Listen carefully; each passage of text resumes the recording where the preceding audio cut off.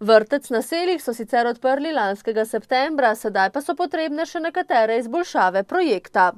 Projekt je pripravljen na tak način, da bi uredili zunanja igrala pri vrtcu, na kar že dolgo časa čakamo.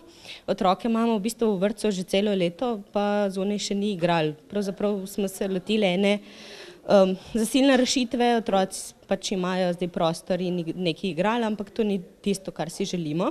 Tam smo pred dobrim letom vzpostavili en oddelek vrtca. Vzpostavili bomo tudi igrišče in iz tega igrišča pravzaprav se je razvil projekt LAS. Danes smo potrdili DIP in to je pravzaprav en začetek obnove vasi. Če uspejo s prijavo na projekt LIDER, bo obnova 85% sofinancirana.